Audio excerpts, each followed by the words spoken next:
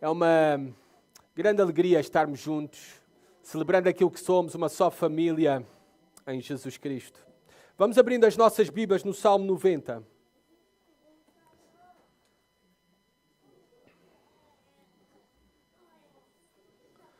Salmo 90.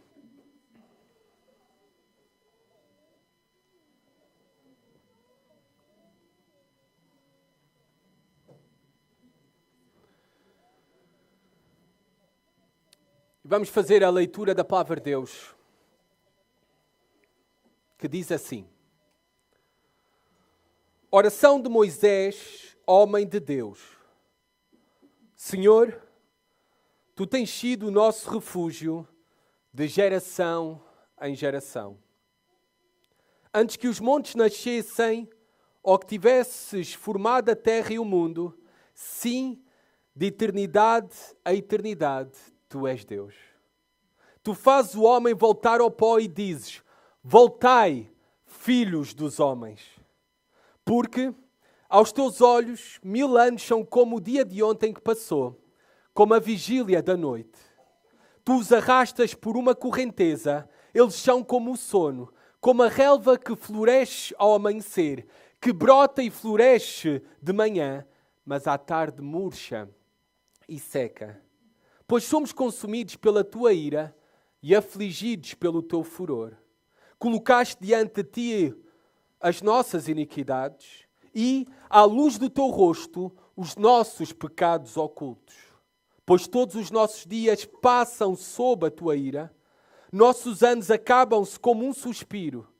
Os anos da nossa vida chegam a 70, ou, para os que têm mais vigor, a 80. Mas o melhor deles é cansaço e enfado, pois tudo passa rapidamente e nós voamos. Quem conhece o poder da tua ira? E o teu furor conforme o temor que te é devido? Ensina-nos a contar nossos dias para que alcancemos um coração sábio. Volta-te para nós, Senhor. Até quando? Tem compaixão dos teus servos. Sacia-nos de manhã com teu amor fiel, para que em todos os nossos dias nos regozijemos e nos alegremos. Alegra-nos pelos dias em que nos afligistes e pelos anos em que conhecemos a dor. Mostra teus feitos aos teus servos e tua glória aos filhos deles. Seja sobre nós a graça do Senhor, nosso Deus, e confirma sobre nós a obra das nossas mãos. Sim, confirma a obra das nossas mãos. Não existe pior crise que a crise existencial. E ela predomina no pós-modernismo, ou seja, nos dias de hoje. Uma crise existencial que se traduz, que se caracteriza por um questionamento profundo sobre o propósito, o significado e o valor da vida. Aliada a esta mesma crise existencial, está a crise de muitos de enfrentar a realidade da vida. E por isso, cada vez mais, vivemos numa sociedade consumidora de fármacos, porque não conseguimos enfrentar a realidade sem cair no desespero. E cada vez é pior, e será pior, porque na nossa sociedade estamos retirando Deus de toda e qualquer equação das nossas vidas. E como tal, os seres humanos perdem uma referência. A referência para as suas almas.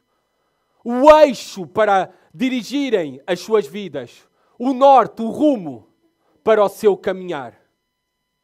O salmo que acabamos de ler oferece-nos o verdadeiro conhecimento, a verdadeira sabedoria que necessitamos para esta vida que é breve. Para esta vida que é breve. E para nos preparar da melhor forma possível para a eternidade, para a vida além do sepulcro. Este salmo é um salmo de sabedoria para as nossas almas. O Salmo 90 é o primeiro salmo do quarto livro do Saltério, do quarto livro que nós encontramos no livro de Salmos. Esta quarta coleção que está dentro de todo o livro de Salmos vai do Salmo 90 até o Salmo 106. É um livro que é caracterizado, esta quarta coleção é caracterizada na sua maioria por salmos anónimos, com a exceção, a rara exceção deste Salmo 90 e do Salmo 101 e do Salmo 103. Os Salmos 90 a 92 formam um prelúdio, uma introdução, uma preparação para a mensagem central desta quarta coleção que encontramos no livro de Salmos. E o enfoque deste quarto livro, do Salmo 90 até o Salmo 106, está na esperança futura do povo de Deus. A esperança futura do povo de Deus. Nós não temos tido a oportunidade de estar a estudar os Salmos de maneira sequencial. Mas o Salmo 89, anterior a este, o que é destacado é a aliança eterna de Deus com Davi. Ele prometeu um descendente que iria reinar sobre o seu povo para todo o sempre. Mas vocês têm que pensar que na altura em que o povo de Israel recebeu o livro de Salmos, eles tinham acabado de passar 70 anos de cativeiro na Babilónia. Voltaram a Jerusalém com a cidade destruída, arruinada, templo, muralhas, o caos, sem nada. Então eles estão a ser relembrados da promessa que Deus ainda tem um plano e futuro glorioso para eles. Mesmo que tenham perdido tudo, a palavra de Deus se irá cumprir. E é por isso que temos o livro de Salmos. O livro de Salmos não é para negar a realidade. A realidade em que se encontravam os judeus, quando receberam pela primeira vez este livro de Salmos, era uma realidade de sofrimento, de grande crise, de desesperança. E o livro de Salmos tem uma linguagem para nós, e para eles primeiramente, e para nós por extensão, de como nós enfrentarmos, desculpem, a realidade da vida. De como é que nós podemos enfrentar a fragilidade, a brevidade, as aflições, as dores da vida. E preparar-nos da melhor maneira e viver da melhor maneira nesta vida e preparar-nos da melhor maneira para o futuro glorioso que o povo de Deus tem em Jesus Cristo. O Salmo 90 é o único salmo atribuído a Moisés. Tu tens 3 cânticos. Se tu queres, podes dizer que tens 3 salmos atribuídos a Moisés. Mas o único que está aqui no Saltério é o Salmo 90. Depois tu tens o cântico em Êxodo 15 de Moisés. Depois de o mar vermelho ter engolido os egípcios, Moisés canta um cântico de vitória, de celebração pela salvação de Deus. Depois tu tens também em Deuteronômio 32, do versículo 1 ao 43, outro cântico de Moisés. Um cântico que serviu como uma letra, com uma mensagem renovada para a nova geração. Este cântico em Deuteronômio 32 já foi no final da vida de Moisés. Há uma nova geração, lembrem-se, durante 40 anos vaguearam no deserto e esta primeira geração que saiu do Egito, ela foi consumida no deserto. Cerca de 2 milhões de pessoas tiveram o seu cemitério no deserto. Há uma nova geração e antes de entrar na terra prometida, Moisés dá um cântico. Um cântico para ajudá-los a ter presentes toda a história da redenção, do livramento, de quem é Deus e da ação de Deus para esta nova geração que está a ponto de possuir a terra prometida. Este Salmo 90 é outro cântico no final da vida de Moisés. Além de profeta, ele era um poeta. E este poema escrito por Moisés é o salmo mais antigo de todo o Saltério. 3.500 anos distam da data em que este salmo foi escrito à data em que nos encontramos hoje. Os eventos de Números 20 são muito provavelmente o pano de fundo histórico para o Salmo 90. O que é que aconteceu em Números 20? Não vamos lá, porque não temos tempo para ler tudo, mas eu vou dizer e vocês depois podem confirmar nas vossas casas. O que acontece em Números 20 é, primeiramente, morre a irmã de Moisés, Miriam. Morreu aquela que foi, na verdade, a verdadeira mãe na prática para Moisés. Imaginem a dor de perder a sua irmã e, além disso, aquela que na prática cuidou dele. Depois, em Números 20, temos o famoso acontecimento em que Deus, para providenciar água ao povo, através da rocha, disse a Moisés para falar, para sair água. Mas ele, em vez de falar, cheio de raiva e ira, bateu na rocha para sair água. E dizendo, acaso eu darei água para vocês? Não és tu, Moisés, era Deus que ia dar, em primeiro lugar. Deixa a soberba de lado. E não te enerves para bater, te irrites, porque é provisão de Deus para o povo. Como castigo, em Números 20, Deus decreta a Moisés que não entrará na terra prometida, porque representou mal a Deus. Moisés, o homem de Deus. O homem de Deus. Sabe o que é que acontece ainda mais em Números 20?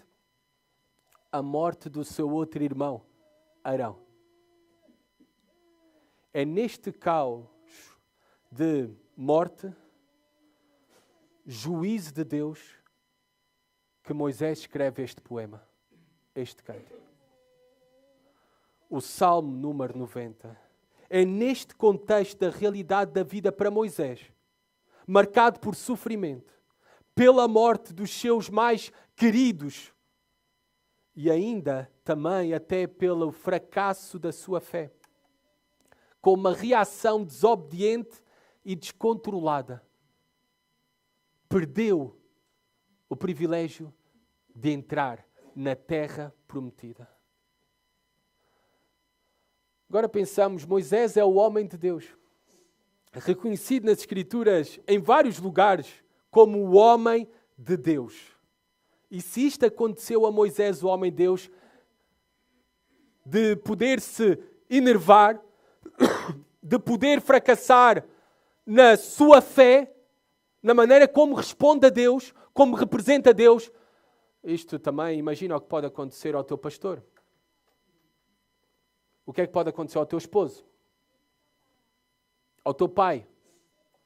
Ao teu filho? O que pode acontecer à tua esposa? À tua mãe? À tua filha? E ainda assim, nós podemos ser tidos como homens e mulheres de Deus. Por quê? Moisés até temos em Hebreus 11, que está presente na galeria dos heróis da fé, aquilo que nós conhecemos como a galeria dos heróis da fé. Como é que é possível fracassarmos de tão grande maneira e mesmo assim sermos tidos como homens e mulheres de Deus? Sabem porquê? Porque o que define um homem e uma mulher de Deus é a sabedoria. É a sabedoria. E o princípio da sabedoria é o temor a Deus. É o temor a Deus. E Moisés era um homem sábio, porque primeiro conhecia, temia a Deus. Como nós vamos ver então nos primeiros 2 versículos deste Salmo 90. Reparem, ele vai apresentar-nos aquele a quem ele teme, aquele a quem ele conhece, aquele a quem ele adora, aquele a quem ele serve. Nos 2 primeiros versículos ele nos apresenta o transcendente Deus. O transcendente Deus. A oração de Moisés começa da seguinte maneira: Senhor, Tu tens sido o nosso refúgio de geração em geração.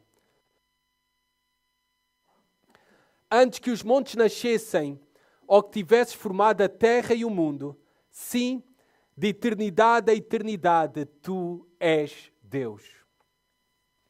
Moisés começa com o reconhecimento do eterno e imutável Deus, em contraste com aquilo que é criado e como tal é temporário e imutável.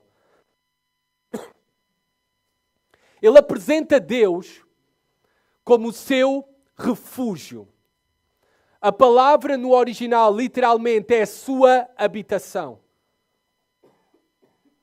E porquê é que Moisés apresenta a Deus como a sua porção, como a sua habitação, como o seu refúgio? Lembremos-nos, Moisés não herdou nenhuma terra. O povo de Israel até aqui não tinha terra. Eram peregrinos sobre a terra.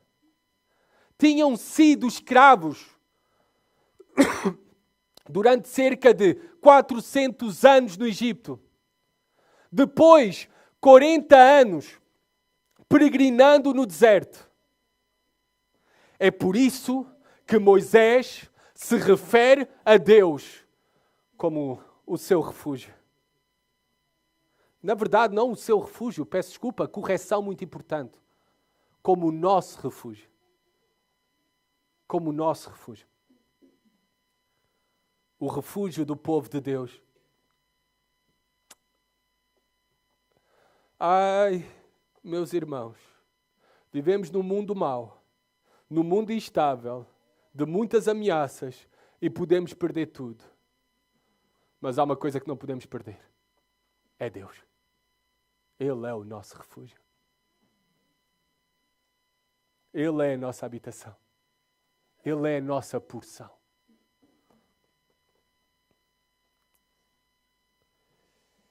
E de que maneira foi Deus para Moisés e para com o povo de Israel a sua habitação, o seu refúgio, a sua porção, a sua herança? Eis só algumas lembranças. Deus os preservou durante 400 anos no Egito. Debaixo de escravidão, opressão, violência, Deus sustentou, multiplicou e deu força ao seu povo. Quando eles não tinham nada, meramente escravos. Ai, Deus foi a sua porção porque Deus os libertou da escravidão do Egito. E os libertou como um povo mais próspero do que aquele que chegou ao Egito através de Jacó e os seus filhos. Deus foi a sua porção porque Deus abriu o mar diante deles. Para eles cruzarem e se livrarem dos seus inimigos. E depois disso, Deus fechou o mar sobre os seus inimigos, salvando-os. Deus foi a sua porção, a sua herança e o seu refúgio, porque Deus foi a sua comida durante 40 anos no deserto. O maná, o alimento, a provisão de Deus, a cada dia.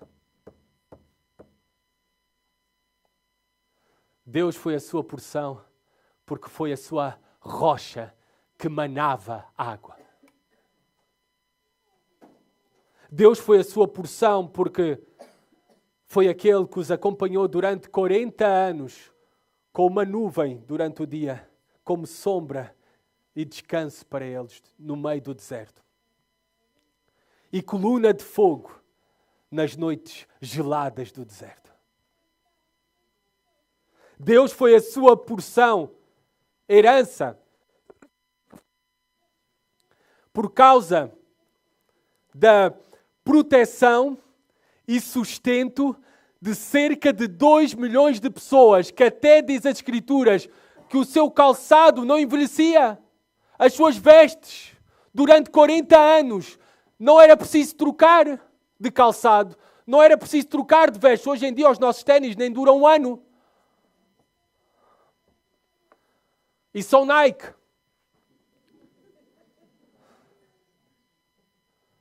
Deus é o nosso refúgio. Deus é a nossa herança. Deus é a nossa porção. Deus é tudo aquilo que nós necessitamos. De geração em geração. Moisés não está apenas a falar. Eu só acabei de citar os últimos 40 anos. Mas o facto de ele estar a falar de geração em geração, não está a falar somente dele e dos últimos 40 anos. Está a falar desde sempre para o povo de Deus. Ao longo da história. Como chamou Abraão. Como preservou os patriarcas, Isaac e Jacó, peregrinos, sem terra. Como os sustentou. Oh, esse é o nosso Deus. E o princípio da sabedoria está, para ser verdadeiramente um homem e uma mulher de Deus, em temer a esse Deus de todo o coração. Em confiar nesse Deus. Não importa onde estejamos. Quando Moisés escreve este poema, está no meio do deserto. E mais, sabe que não vai entrar na terra prometida. E mais, sabe que está a ponto de morrer. Mas ainda assim ele diz, não importa. Deus é tudo para mim.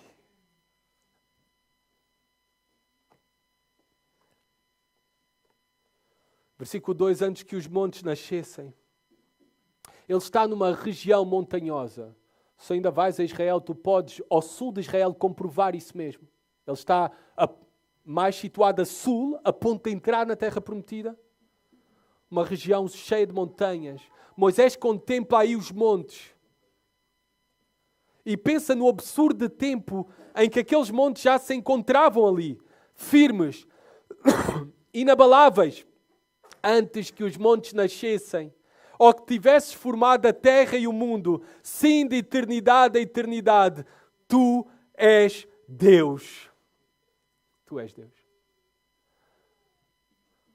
Moisés tem os seus olhos colocados no transcendente Deus, no eterno Deus. A pergunta, talvez, que mais ouvimos dos nossos filhos, eu pelo menos tenho ouvido de todos os meus filhos, com exceção ainda do Filipe, ainda não ouvi, mas do Paulo e da Laura já ouvi. Quem criou Deus? Quem criou Deus? A resposta é simples. Ninguém. Ele é antes de todas as coisas. Ele é o Pai da eternidade. Ele é o princípio e o fim, o alfa e o ômega. Deus está fora do tempo e do espaço. Deus é o eterno, atemporal. Por isso é que Ele é a fonte de tudo. E não é só a fonte de tudo, Ele é o sustentador de tudo. O Criador e sustentador do visível e do invisível. Até daquilo que é desconhecido por nós. Do conhecido e do desconhecido. É por isso que jovens, adolescentes, prestem bem atenção ao que eu vou dizer. Aquilo que vocês ouvem na escola, nas aulas de biologia, sobre Big Bang, sobre a evolução, sobre a negação de um Deus Criador, é falso e uma invenção. O Criador de todas as coisas é o Pai da eternidade. O único que está fora do tempo e do espaço. O Deus único e verdadeiro. Jeová. Agora eu sei que nós não conseguimos medir Deus pela nossa compreensão. E não tentes. Não tentes. Ele vai além da nossa compreensão. Só nos resta render e professar, tal como Moisés, ao final do versículo 2, Tu és Deus. Tu és Deus. Moisés era um homem de Deus porque era sábio. E a sua sabedoria estava porque conhecia a Deus. E só quem conhece a Deus também é que pode verdadeiramente conhecer-se a si mesmo. É por isso que vivemos numa crise existencial hoje em dia. Porque homens e mulheres não conhecem a Deus. E quem não conhece a Deus não pode verdadeiramente conhecer-se a si mesmo. Não pode ser sábio. O título deste sermão é Sabedoria para uma vida breve. Bem, começa por conhecer a Deus, por temer a Deus.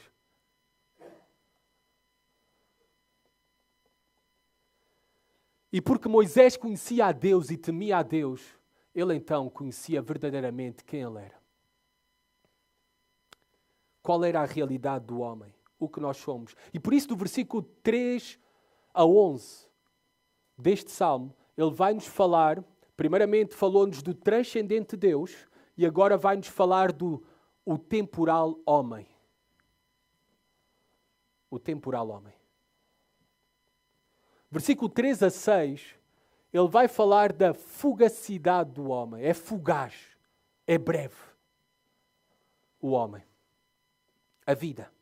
Reparem, versículo 3. Tu fazes o homem voltar ao pó e dizes, voltai, filhos dos homens. Eu sei que na tua Bíblia, talvez algumas versões, eu estou a usar a Almeida século XXI, e na tua Bíblia, a ARA, por exemplo, a Almeida Revista Atualizada, diz, tu reduzes o homem ao pó. Mas na verdade, no sentido original, a Almeida século XXI ganha. O sentido original é, tu fazes o homem voltar ao pó. Toda a humanidade começou de uma matéria. E essa matéria foi pó da terra.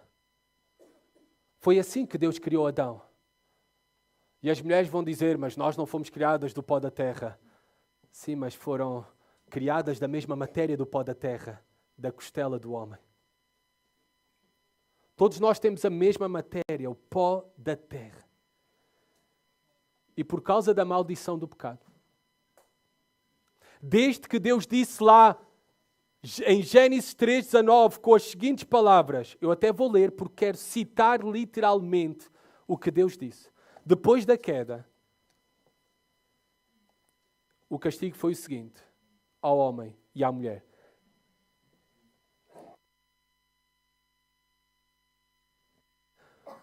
Do suor do teu rosto comerás o teu pão, até que tornes à terra, pois dela foste tirado, porque és pó e ao pó tornarás.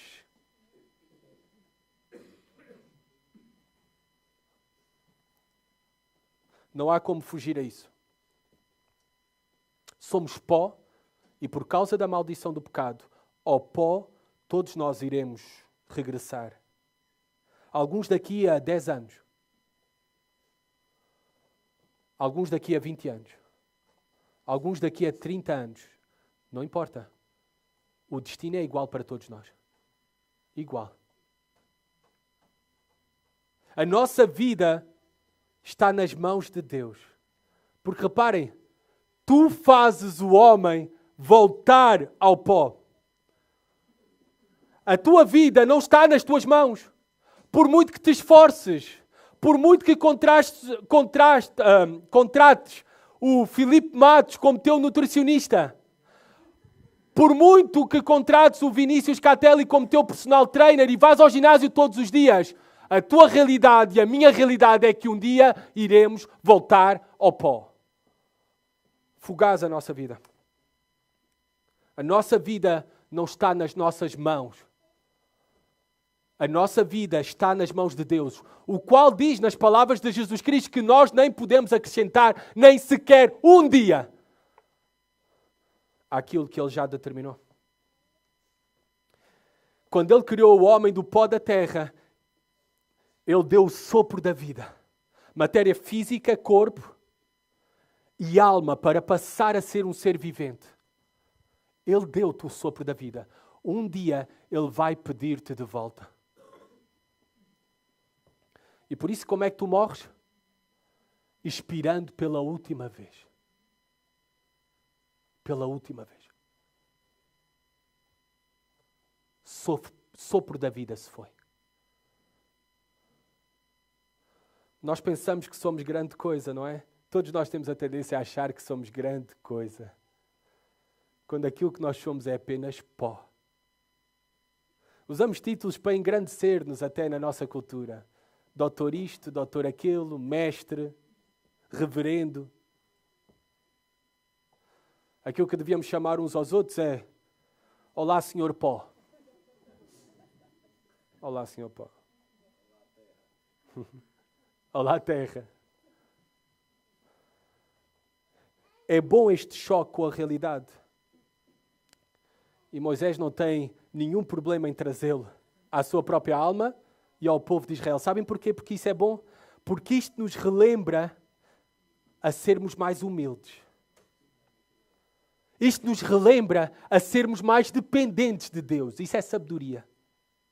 Isto nos relembra a desejarmos mais a Ele e não a agarrarmos às coisas desta vida, porque elas também se tornarão pó, ou nós nos tornaremos pó primeiro que elas. Por isso é que Deus diz: buscai primeiro o reino de Deus. Buscai primeiro o reino de Deus. Versículo 4 a 6, ele continua a falar da fugacidade do homem, da brevidade do homem. Aqui mais um contraste entre Deus e o homem, um contraste avassalador. Reparem o que diz, versículo 4. Porque aos teus olhos 1000 anos são como o dia de ontem que passou, como a vigília da noite. Está a comparar o homem com Deus. Para Deus 1000 anos é como uma breve insônia durante a noite. Ele até diz a vigília da noite. Sabe o que era a vigília naquela cultura? A vigília para um judeu, a noite tem 4 vigílias. Cada uma 3 horas. Começa às 6 da tarde. Eles iam para a cama cedo, não é? Por isso talvez eram mais saudáveis do que eu. 6 da tarde. E depois terminava a vigília da noite às 6 da manhã. 3 horas era cada uma das vigílias. Fala aqui apenas de uma vigília. Como não és. Para Deus 1000 anos é como 3 horas. Está a dar esta analogia, esta ilustração. E na verdade, não pensem que é um exagero da parte de Moisés. Mas foi o que ele melhor encontrou em palavras para descrever que Deus é atemporal, fora do tempo, é eterno. Mas, reparem o que nós somos, versículos 5 e 6. Em contraste com Deus. Tu os arrastas, aos homens, por uma correnteza. Eles são como o sono, como a relva que floresce ao amanhecer, que brota e floresce de manhã, mas à tarde murcha e seca. Ao contrário de Deus, nós somos temporais. E podemos ser, a imagem que Ele nos está a dar, é que nós podemos ser engolidos pela morte a qualquer momento. Na região onde ele estava, no sul de Israel, ainda hoje é assim. Quando chove com forte precipitação pela altura, a água se acumula e vai descendo a uma velocidade de grandes correntes e rios. E quem apanhar é destruído e morre. E é esta imagem que Moisés usa para se referir à nossa vida. Que está tudo muito bem, mas de um momento para o outro podemos ser engolidos pela morte. Pensem num tsunami. A morte pode atingir-nos de uma maneira inesperada e destruidora. A qualquer momento. É esta a nossa brevidade, é esta a nossa fugacidade e fragilidade. Para a minha mãe, ela levantou-se numa manhã como qualquer outra para ir trabalhar, ali na zona do Campo Grande, ao pé do estádio da equipa do meu clube, o Sporting, Eram por volta das 6:30 da manhã, quando ela vê um semáforo verde para peão para atravessar, onde ela fazia isso diariamente para ir para o seu trabalho, e ela atravessa aí na passadeira em semáforo verde, sem saber que estava prestes a ter os últimos segundos da sua vida. Um carro não parou no semáforo vermelho e atropelou-a, arrastando-a dezenas e dezenas de metros. E ela acabou por falecer a caminho do hospital, não resistindo aos ferimentos. 28 anos. A qualquer momento podemos ser engolidos pela morte. O meu pai, certa noite, deitou-se, despediu-se de nós. Eu e os meus irmãos, os três, num só quarto. Dormíamos num beliche de 3. Ele deitou-se, despediu de nós, adormecemos. Acordei só de manhã com os gritos da minha madrasta que tinha acabado de chegar a casa do turno do hospital.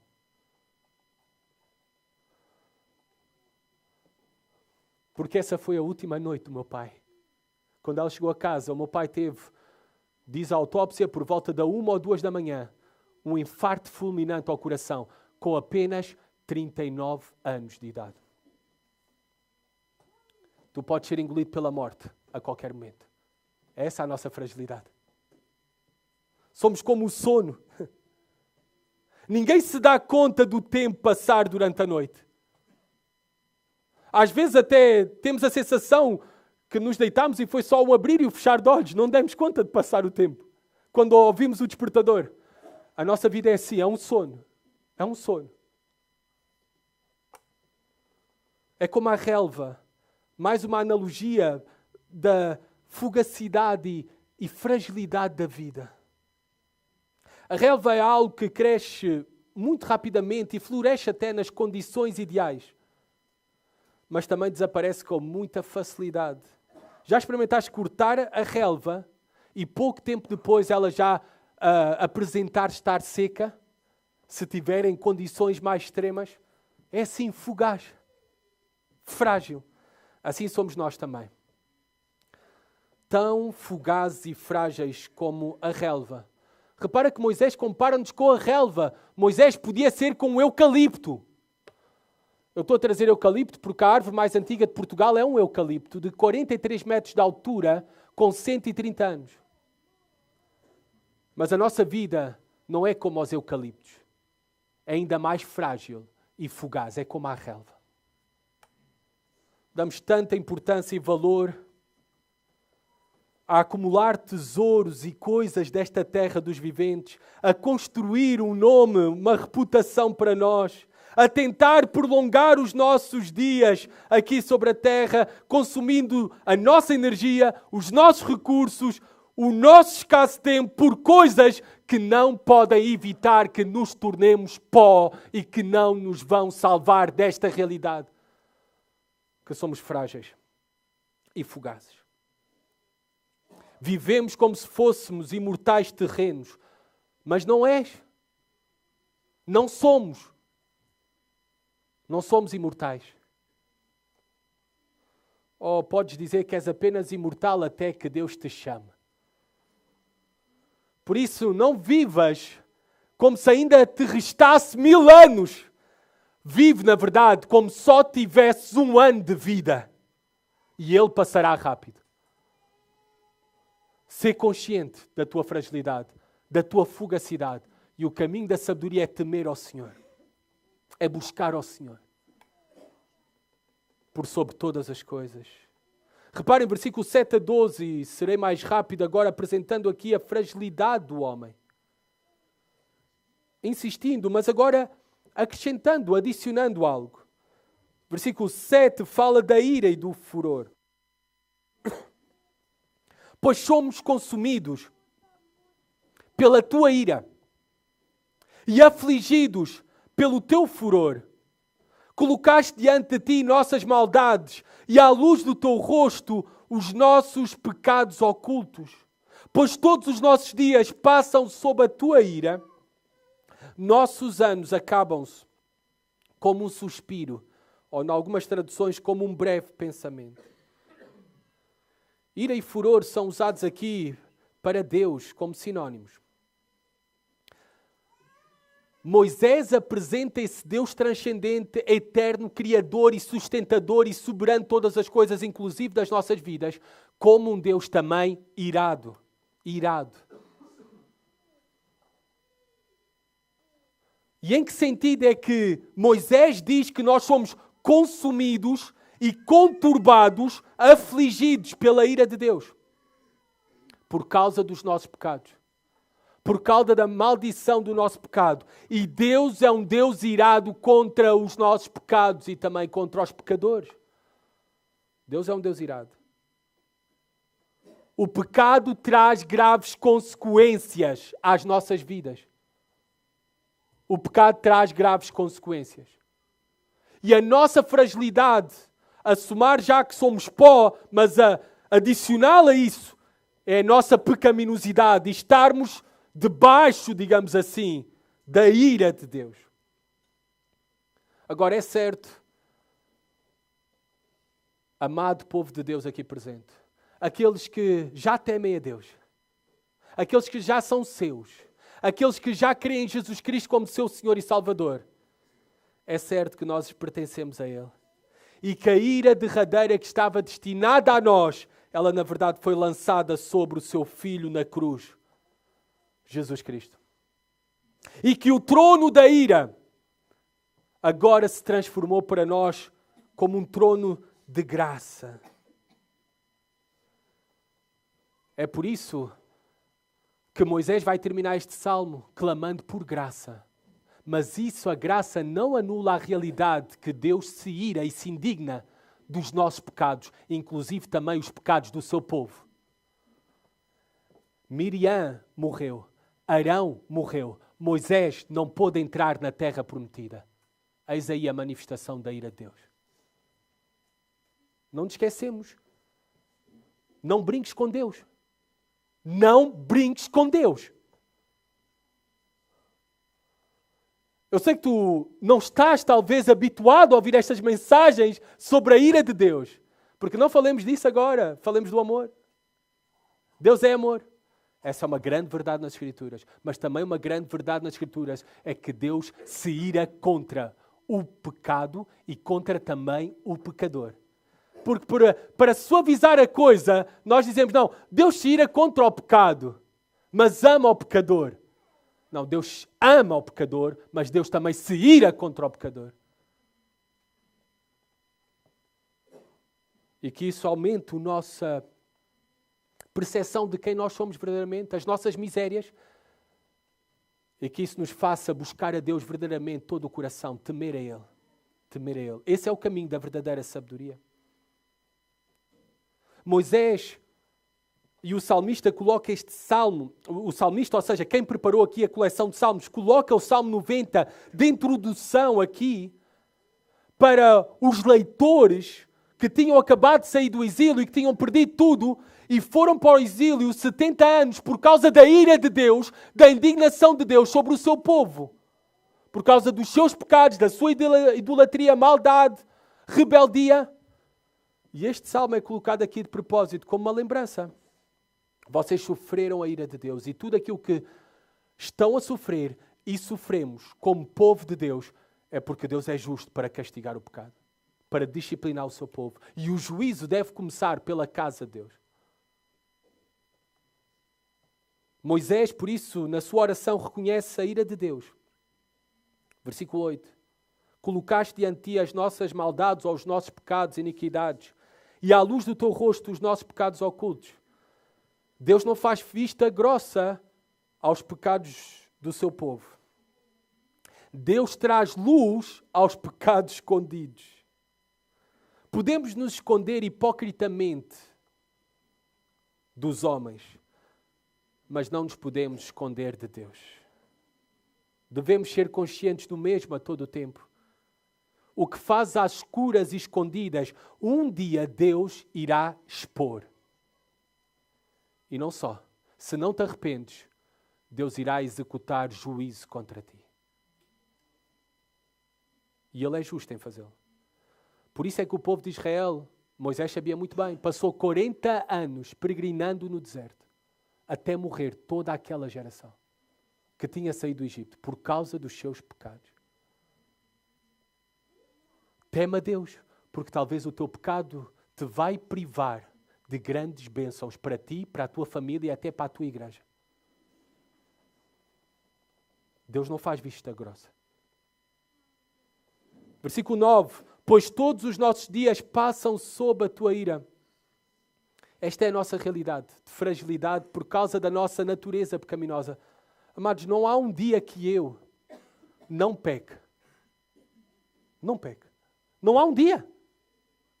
Em motivações, em inclinações, em pensamentos, em palavras.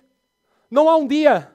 Que dia é que eu consigo amar a Deus de todo o meu coração, de toda a minha alma, com todas as minhas forças? Esta é a nossa realidade. Todos os nossos dias passam sob a tua ira. Não estamos livres da presença do pecado. E isto é desesperante muitas vezes. Mas que bom também. E que boas notícias também. Porque é nesta condição de necessidade que nós nos voltamos de todo o coração para buscar a Deus. Em humildade, em dependência. Reconhecendo quem nós somos verdadeiramente. Em gratidão a Deus por aquilo que Ele fez. Porque enquanto nos achamos que somos grande coisa, somos mais que pó, ou somos grandes santurrões, nunca iremos sentir a necessidade de Deus nem de um Salvador. Nossos anos acabam-se como um suspiro, como um breve pensamento. Moisés sabia muito bem isso. Ele viu cerca de 2 milhões de pessoas morrer no deserto durante 40 anos como consequência da sua desobediência. Este um tema dominante que Moisés traz para nós é a nossa fragilidade do homem. A nossa vida é um sopro. Já disse que é sono, já disse que é relva, já disse que é um sopro, que a qualquer momento podemos perecer. Este é o tema dominante neste salmo. A fragilidade do homem. Mas agora, qual é a mensagem que tu ouves desde os púlpitos? Na maioria dos púlpitos, a mensagem coach, que é completamente diferente e o oposto. Ou seja, que tu consegues, que tu tens tudo dentro de ti, que tu estás no controle do teu destino, que depende de ti o cumprimento dos teus sonhos. Se tu queres, irá acontecer. E é melhor eu não continuar com exemplos, senão vão pensar ali aqueles que estão a assistir a transmissão, talvez apanharam só agora que eu sou um pregador coach. Essa é toda a mensagem contrária ao Evangelho. Que a solução está dentro de ti. Não está dentro de ti. A solução nunca esteve dentro de ti, nem nunca estará. A solução está unicamente em Deus. Queres acreditar no Pai Natal? Continua a acreditar no Pai Natal. É a tua decisão. Continua a ser menino e menina. Nunca serás considerado homem nem mulher de Deus. Versículo 10. Vigor. Os anos da nossa vida chegam a 70, ou para os que têm um extra, têm mais vigor, a 80. Mas o melhor deles é cansaço e enfado, pois tudo passa rapidamente e nós voamos. Nós voamos. Mais uma vez a fragilidade. O melhor deles, 70, 80 anos, diz que é cansaço e enfado. Esta é a realidade da vida. Não temos que varrer para debaixo do tapete. Somos frágeis. Sofremos, estamos num mundo caído, numa realidade caída, há aflições, há tristezas. Esta palavra cansaço é a mesma palavra cuidado, é a mesma palavra que depois vamos encontrar no Novo Testamento para ansiedade, preocupações, aflições, cuidados. E enfado é a palavra para tristeza, aflições. Esta é a nossa realidade. Esta é a nossa realidade.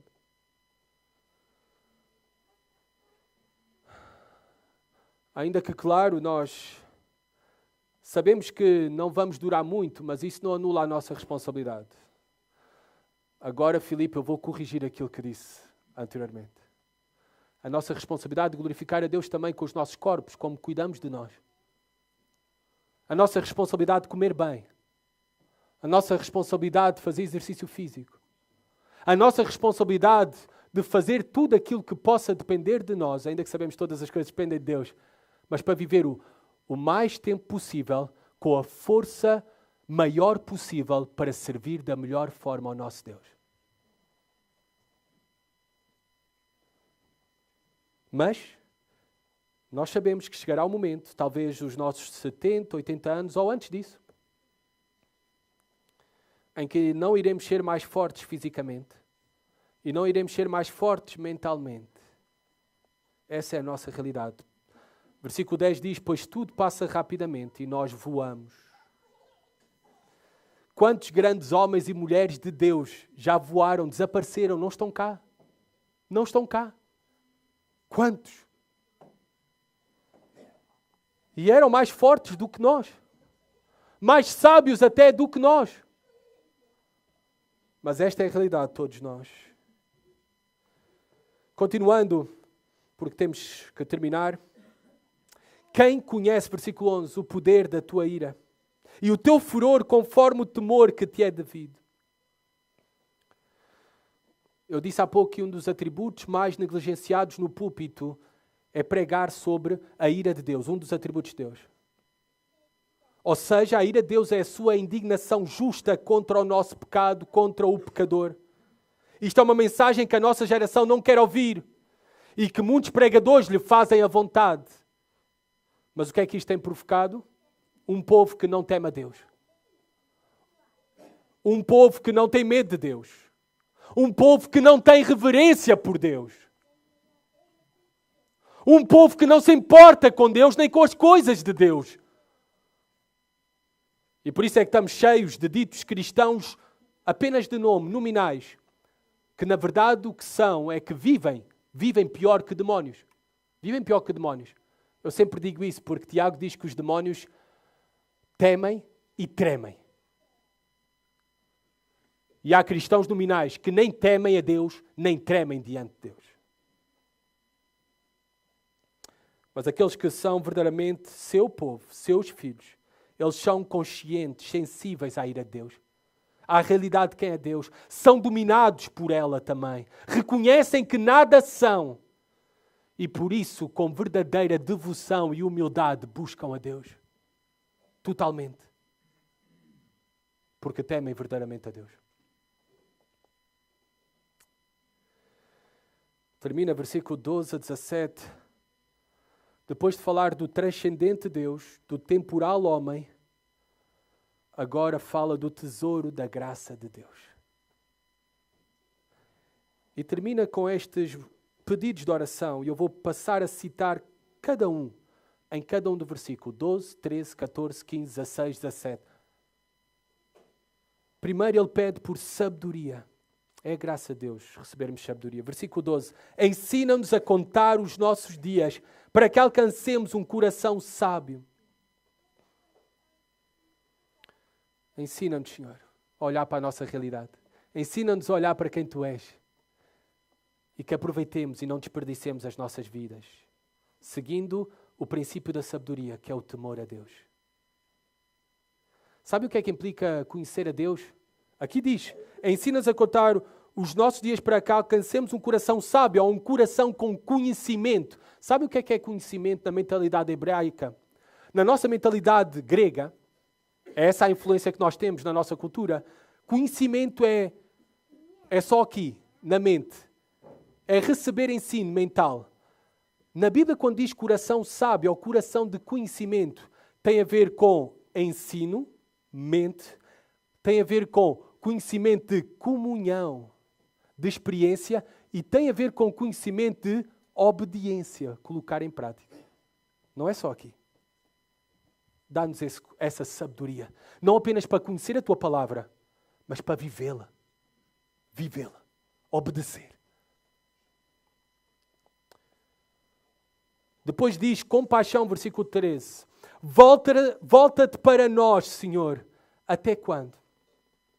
Até quando, Senhor? Quando é que nós iremos entrar na terra prometida? Volta-te para nós.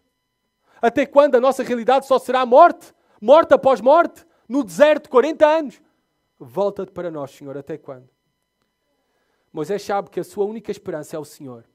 Se ele sabia que estava a ser afligido pelo Senhor, mas ele também tinha a única esperança que nós devemos ter, que o único que nos pode salvar e sustentar é o Senhor.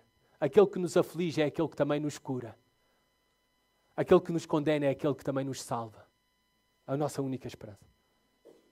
Tem compaixão dos teus escravos, traduzido na tua Bíblia para suavizar como teus servos. Mas na verdade é isso que somos, escravos de Deus. Tem compaixão.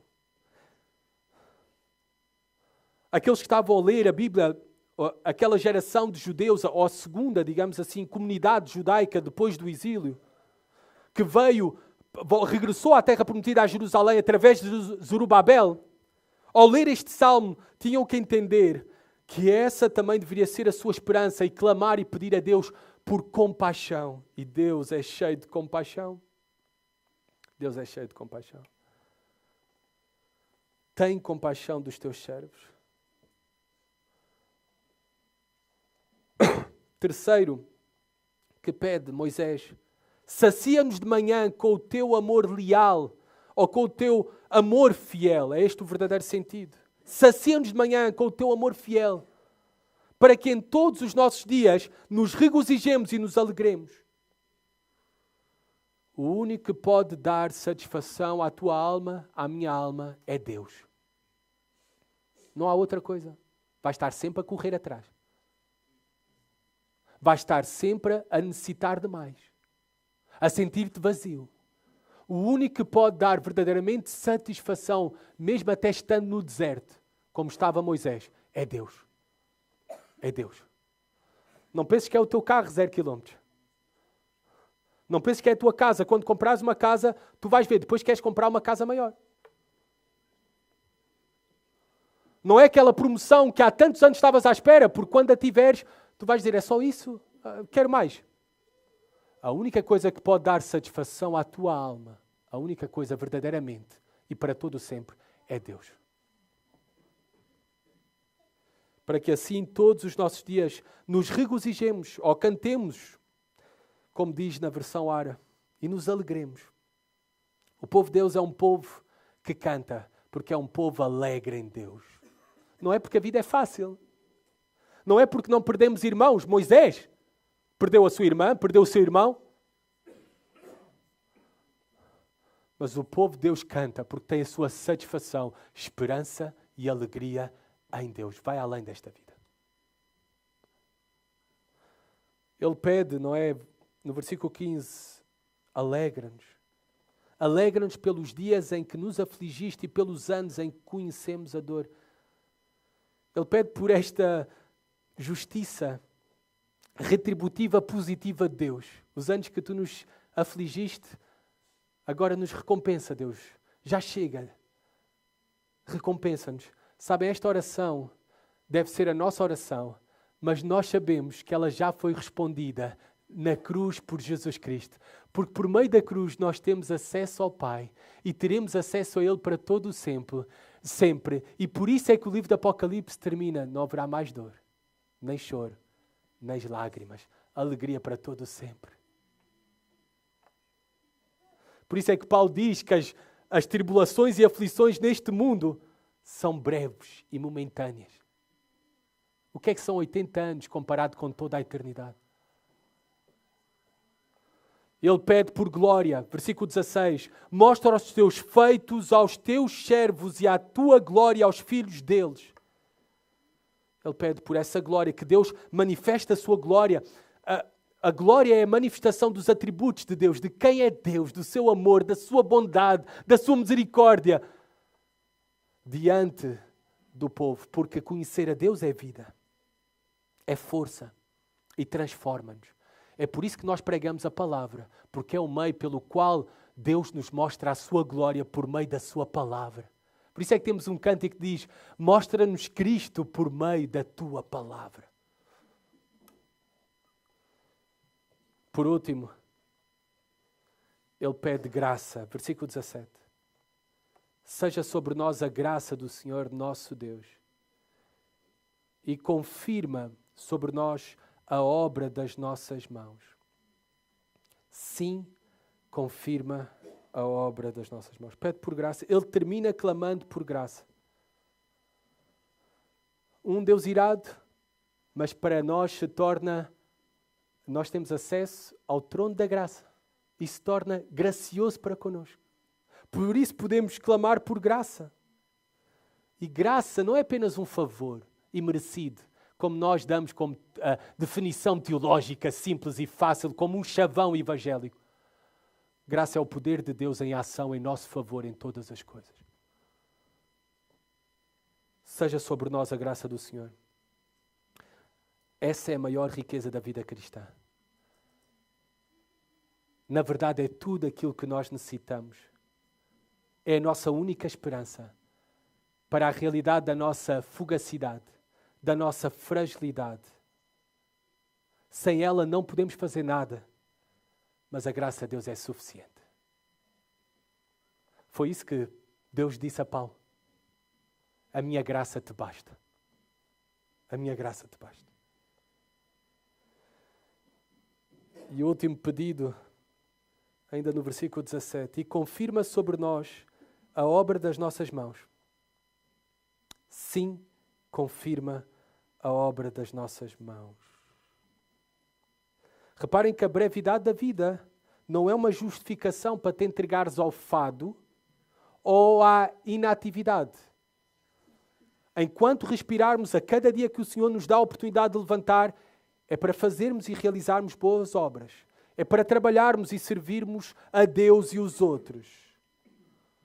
Mas tudo realmente será em vão e inútil nas nossas vidas se o Senhor não for connosco.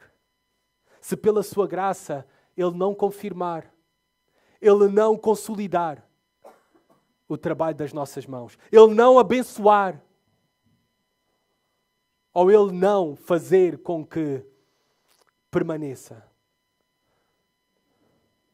Ele nos separou para boas obras, para que andássemos nela.